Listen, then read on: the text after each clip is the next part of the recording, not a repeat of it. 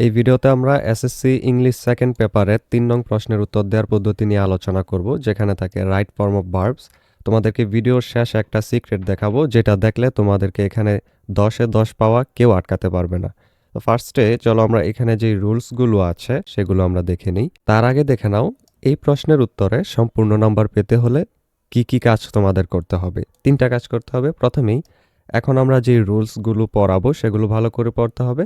এরপর অর্থ বুঝে উত্তর দেওয়ার চেষ্টা করতে হবে এবং বেশি করে বোর্ড প্রশ্ন সমাধান করতে হবে, যেটা নিয়েই সিক্রেটটা আমরা সবার শেষে ভিডিওর শেষে দেখাবো। তো এবার চলো রুলসগুলো দেখি। প্রথম রুলটা হলো প্রেজেন্ট ইনডেফিনিট টেন্সে subject third person singular number হলে মূল ভার্বের সাথে এস অথবা ইয়েস যুক্ত হয়, আর থার্ড পারসন সিঙ্গুলার নাম্বার না হলে ভার্ব যা আছে তাই থাকবে। যেমন এখানে দেখো, হি গো টু স্কুল, এখানে যেই ভার্বটা আছে গো, সেটা কিন্তু গোস হয়ে যাবে, এটার সাথে ইএস যুক্ত হবে, কারণ এই যে হি ওয়ার্ডটা সে কিন্তু থার্ড পারসন সিঙ্গুলার নাম্বার, এবং এই যে পুরো বাক্যটা সেটা আছে প্রেজেন্ট ইনডেফিনিট টেন্সে বা সাধারণ বর্তমান কালে। এই কারণে এখানে ভার্বের সাথে এস বাই এস যুক্ত হবে থার্ড পারসন সিঙ্গুলার নাম্বারে। তোমাদেরকে সহজে একটা জিনিস শিখিয়ে দেই। হি, শি, ইট এবং যে কোনো নাম, যে কোনো বস্তুর নাম বা যে কোনো মানুষের নাম যদি একজন বোঝায়, আবার বলি হি, শি, ইট এবং যে কোনো মানুষের নাম যদি একজন বোঝায়, তাহলে সেটাই হয় থার্ড পারসন সিঙ্গুলার নাম্বার। ঠিক আছে, এটা যদি খেয়াল রাখো তাহলে তোমাদের এখানে থার্ড পারসন সিঙ্গুলার নাম্বার চিনতে আর কোনো ভুল হবে না। এরপর এক্সাম্পলটা দেখো, দে ওয়ার্ক ভেরি হার্ড, এখানে দে মানে তারা, এখানে তো একের অধিক বোঝাচ্ছে, তাই ওয়ার্কেরটা ওয়ার্কই থেকে যাবে। এই যে দেখো ওয়ার্ক, এখানে আর পরিবর্তন হয় নাই। এখানেই আমরা ওই যে নোটটা একটু আগে বললাম ওইটা লিখে দিলাম যে হি, শি, ইট এবং যে কোনো একজন ব্যক্তি বা বস্তুর নাম যেমন সাকিব, জেরিন এগুলো বোঝালে ভার্বের সাথে এস বাই এস যুক্ত হবে। এরপর রুল 2 হলো সেন্টেন্সটি প্যাসিভ ভয়েসের হলে টেন্স ও পার্সন অনুযায়ী অক্সিলিয়ারি ভার্ব প্লাস মূল ভার্বের V3 হয়। যেমন এখানে বলতেছে English speak all over the world, মানে ইংলিশ কথা বলে সারা বিশ্বে। বিষয়টা তো এমন না, ইংলিশ তো নিজে নিজে কথা বলতে পারে না, ইংরেজিতে কথা বলা হয়। তাই এই যে বাক্যটা, এই বাক্যটা আছে হলো প্যাসিভ আকারে। তো এই কারণে আমাদের কি করতে হবে, এখানে অক্সিলিয়ারি ভার্ব আনতে হবে। অক্সিলিয়ারি ভার্ব কি, অ্যামিজার ওয়াজার থেকে যে কোনো একটা ভার্ব আনতে হবে। যেহেতু এই বাক্যটা প্রেজেন্টে আছে, তাই আমরা এখানে আনবো ইজ। এরপর এই যে মূল ভার্বটা স্পিক, এটার হবে V3। তাহলে হচ্ছে ইংলিশ ইজ স্পোকেন, এই যে এটা is spoken all over the world, অর্থাৎ ইংরেজিতে সারা বিশ্বেই কথা বলা হয়। এরপর এটা দেখো, the work do by him, এখানে বোঝানো হচ্ছে যে কাজটি তার দ্বারা করা হলো। তো তার দ্বারা করা হলো, এটা যদি আমরা বলতে চাই, ওয়ার্ক তো নিজে নিজে আর কিছু করতে পারে না, তাই না? এখানে তো অবজেক্টটা সামনে আসতেছে, অবজেক্টটা সামনে আসলেই কিন্তু বাক্যটা পেসিভ হয়ে যায়। তাই এখানে আমরা লাগাবো ইজ, এরপর ডুকে বানাবো আমরা V3, অর্থাৎ ডান, তারপর বাই হিম, অর্থাৎ কাজটি তার দ্বারা করা হয়। এরপর রুল 3 দেখো, সেন্টেন্সটি মোডাল অক্সিলিয়ারি যুক্ত প্যাসিভ ভয়েসের হলে এরপরে বি প্লাস V3 হয়। তোমরা অবশ্যই জানো মোডাল অক্সিলিয়ারি কোনগুলো, এগুলো can, could, shall, should, will, would, may, might, must. এবার আমরা এক্সাম্পলটা দেখে নিই। ইংরেজি প্রথম ও দ্বিতীয় পত্র নিয়ে এখনো কি দুশ্চিন্তায় আছো? তাহলে এই সারপ্রাইজটি শুধুই তোমার জন্য।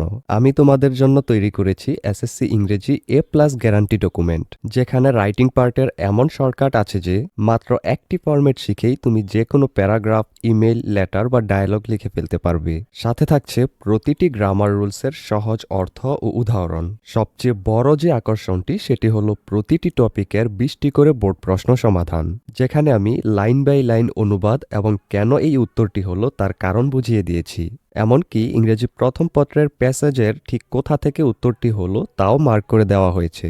999 টাকার এই কোর্স অফার মূল্যে 2 পেপার একসাথে পাচ্ছ মাত্র 399 টাকায়। খেয়াল করে দেখো, কোনো স্যারের কাছে 1 মাস প্রাইভেট পড়লেও কমপক্ষে দিতে হবে 1000 টাকা, কিন্তু 1 মাসে তুমি স্যারের কাছে প্রাইভেট পড়ে এত মানুষের মাঝে কিছুই শিখতে পারবে না। কিন্তু আমার এই ডকুমেন্টটি মাত্র 399 টাকায় কিনলে ইংরেজির উভয় পত্রেই পাচ্ছ A+ এর গ্যারান্টি। তাই আর দেরি না করে এখনই স্ক্রিনে দেওয়া নাম্বারে বিকাশ বা নগদে 399 টাকা সেন্ড মানি করে এই নাম্বারেই হোয়াটসঅ্যাপে মেসেজ দাও। সাথে সাথেই তোমাকে ডকুমেন্টের লিঙ্ক দিয়ে দেওয়া হবে।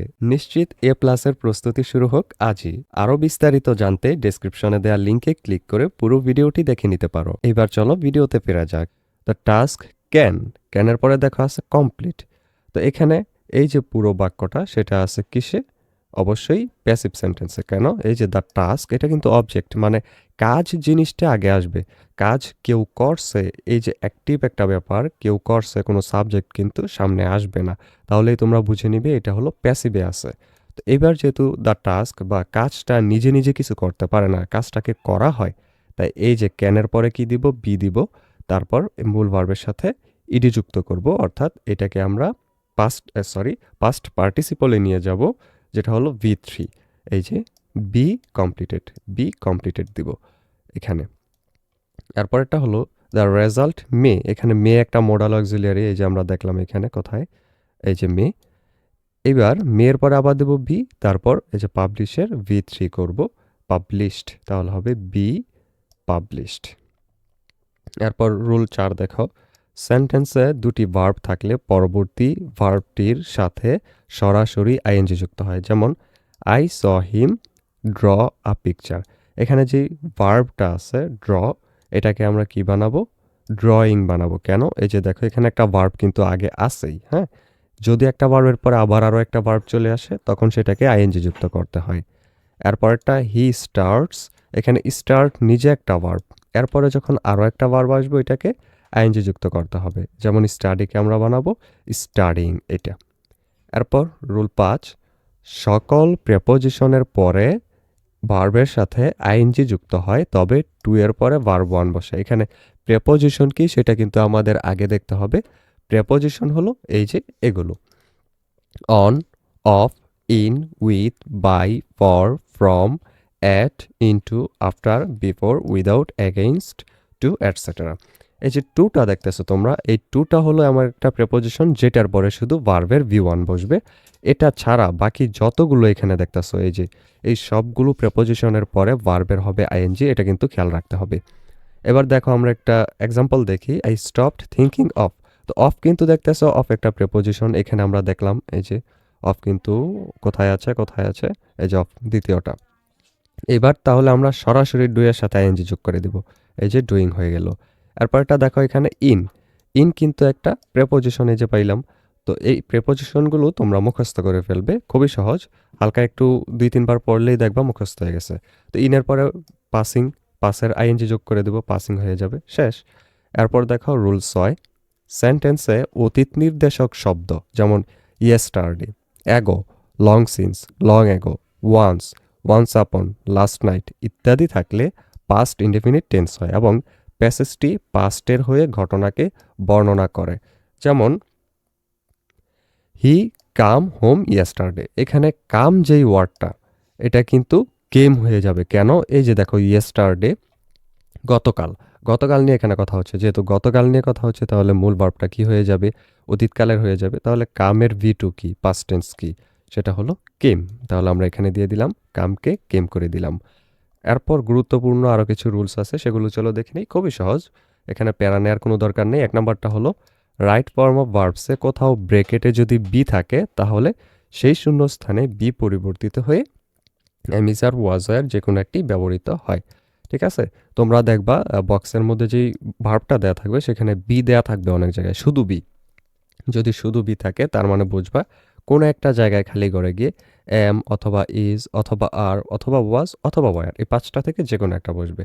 তো তোমরা তো জানোই ওয়াজ ওয়ার কখন বসবে। ওয়াজ ওয়ার বসবে যখন সেটা অতীত নির্দেশক বাক্য হবে, আর এম ইজ আর বসবে হলো যখন সেটা ভবিষ্যৎ নিয়ে কথা হবে। এখানে দেখো একটা এক্সাম্পল হলো in winter badminton be a favourite game. তো এখানে বি আছে শুধু, এখানে আমরা দেব ইজ, মানে শীতকালে badminton is a favourite game, badminton হলো একটা প্রিয় খেলা ইন আওয়ার কান্ট্রি, আমাদের দেশে। তাহলে এখানে ইজ হয়ে যাবে। এরপর এটা দেখো there lived a king who, এখানে কিন্তু ওয়াজ হবে। কেন দেখো তো, এই যে দেয়ারের পরে লিভড আছে ইটি যুক্ত, তার মানে এটা আছে পাস্ট টেন্সে যদি এই পুরো বাক্যটা থাকে তাহলে মূল ভার্বটা কিন্তু আমরা ওয়াজ বা ওয়ারে নিয়ে যাব। এখানে কিং যেহেতু থার্ড পারসন সিঙ্গুলার তাই এস যুক্ত ভার্বটা ওয়াজটা কিন্তু এখানে বসবে। এরপরটা দেখো 2 নাম্বার, রাইট ফর্ম অফ ভার্বসে কোথাও ব্র্যাকেটে যদি নট থাকে তাহলে সেই শূন্যস্থানে ডোন্ট অথবা ডাজেন্ট অথবা ডিডেন্ট বসে, বাকি সব কিছুই অপরিবর্তিত থাকে। যেমন দেখো because of being lazy he not get a good grade, এখানে হবে did not get a good grade. পুরা বাক্যটা খেয়াল করো, বিকজ অফ বিং লেজি, তার অলস হওয়ার কারণে he not get a good grade, সে একটা ভালো গ্রেড পায় না। তো বিষয়টা তো হলো এরকম যে সে যেহেতু অলস ছিল, অলস হওয়ার কারণে সে একটা ভালো গ্রেড পায় নাই। এটা কিন্তু অতীতে লিখতে হবে আমাদের, তাই না? ভালো গ্রেডটা পায় নাই, তাই আমরা এখানে বানাবো ডিড নট গেট। এরপর দেখো 3 নাম্বারটা, প্যাসিভ না হলে শুধু মোরাল, যেমন can, could, shall, should, will, would, may, might, must, had better, had rather, would better, would rather, এরপরে সবসময় ভার্বের কিন্তু ওয়ান বসে, ঠিক আছে? যদি সেটা না হয়, প্যাসিভ না হয়। আর যদি প্যাসিভ হয় তাহলে এরপরে কিন্তু বি প্লাস ভার্বের থ্রি বসে। যেমন একটা দেখো, প্রথমটা পিপল ক্যান, এখানে দেখো পিপল এখানে অ্যাক্টিভ, কারণ সাবজেক্ট আসতেছে। পিপল ক্যান ইউজ ইন্টারনেট, তাইলে ক্যান ইউজের ক্যান ইউজই থাকবে।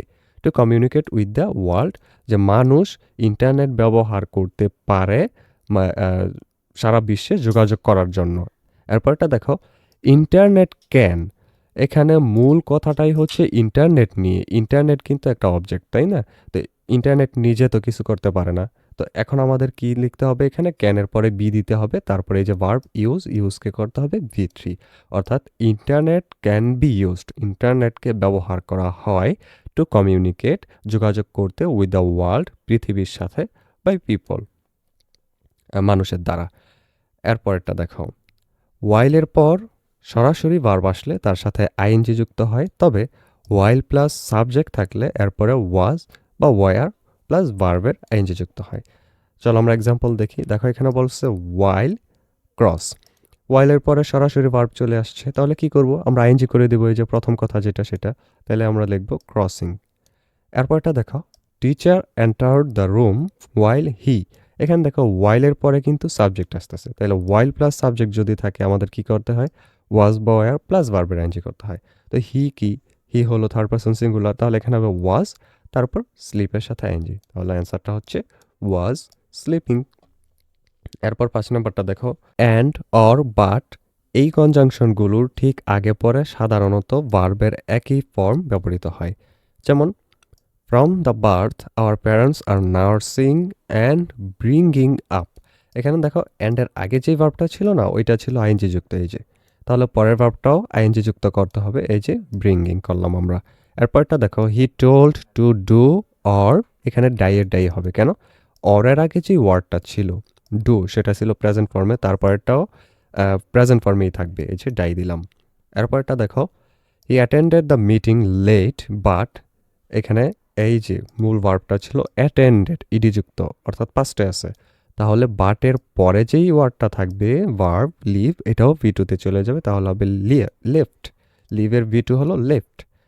এইবার আমাদের সবগুলো রুলস পড়া শেষ। তোমরা যদি এতটুকু ভালো করে পড়ে থাকো, এতটুকু বুঝে থাকো, এবং তোমাদের যদি হালকা একটু টেন্স সম্পর্কে ধারণা থাকে, তাহলে এখন আমরা যেইগুলো সলভ করব সেখানে তোমাদেরকে কেউ আটকাতে পারবে না, ইনশাল্লাহ 10-এ 10 পাবেই পাবে, এবং একদম পানি পানি হয়ে যাবে পুরো বিষয়টা।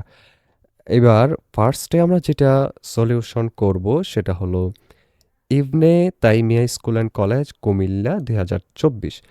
এটা আমরা কেন আগে করব, কারণ হলো এটা কিন্তু আমাদের যে জুলাই মুভমেন্ট হয়েছিল সেটা নিয়ে লেখা, এবং এটা খুবই গুরুত্বপূর্ণ, যে কোনো জায়গায় দিয়ে দিতে পারে। এছাড়াও এর পরে যেগুলো আছে সেগুলো শুধুই আমরা বোর্ড কোয়েশ্চেন করব।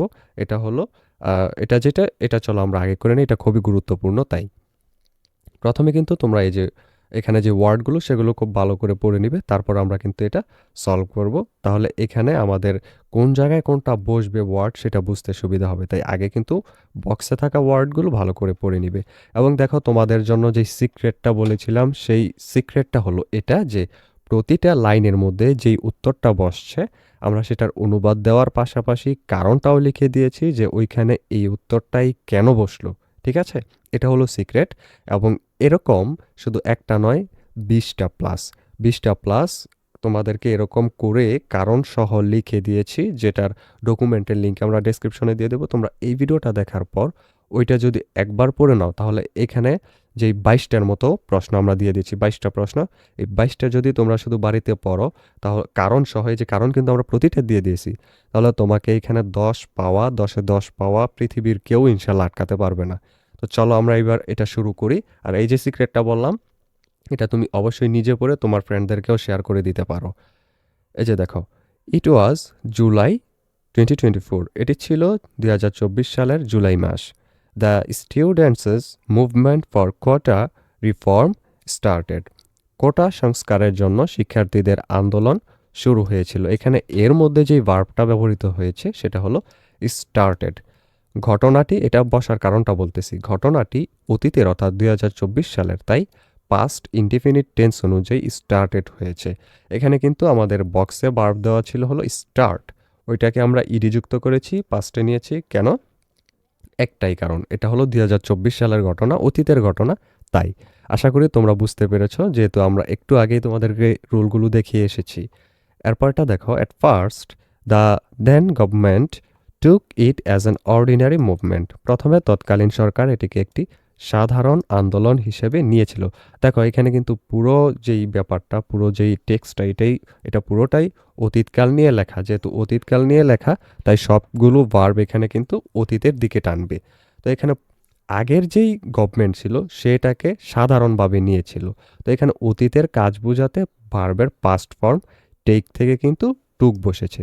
তাহলে এটা তোমরা বুঝতে পেরেছো কেন ভি টু বসেছে। এরপরটা দেখো, even people in power started mocking students. এমনকি ক্ষমতায় থাকা ব্যক্তিরাও শিক্ষার্থীদের উপহাস করা শুরু করেছিলেন।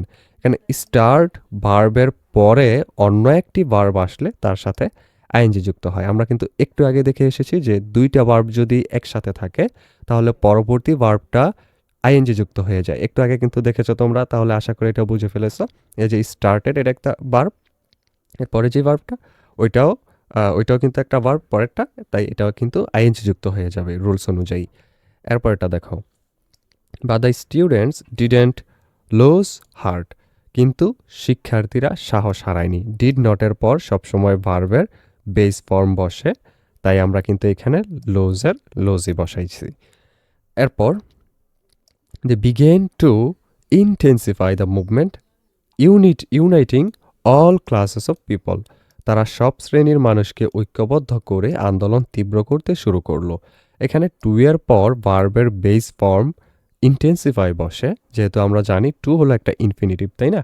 টু এর পরে ভার্বের কিন্তু ভি ওয়ান বসে। আমরা ওই যে প্রেপোজিশনের যে রুলটা ছিল যে প্রেপোজিশন সবগুলোর পরে আইএনজি বসে, শুধুমাত্র টু এর পরে ভার্বের ভি ওয়ান বসে, ওইটা কিন্তু এখানে খাটতেছে। আর ইন্টেন্সিফাই কেন বসালাম? কারণ ভার্বের এই পুরো লাইনটার অর্থ যেহেতু ওই দিকে টানে, তাই এটার সাথে লাইনের অর্থের সাথে মিল রেখে আমরা ইন্টেন্সিফাই ইউজ করেছি। তারপরটা দেখো, the police directed by the government became very aggressive. সরকারের নির্দেশে পুলিশ অত্যন্ত আক্রমণাত্মক হয়ে উঠেছিল। এখানে অতীতের অবস্থা বর্ণনা করতে পাস্ট ফর্ম বিকেম ব্যবহৃত হয়েছে। এরপর দেখো, at one point Abu Said, a student of Rangpur Begum Rokeya University, was killed by the police. এক পর্যায়ে রংপুর বেগম রোকেয়া বিশ্ববিদ্যালয়ের ছাত্র আবু সাইদ পুলিশের গুলিতে নিহত হন।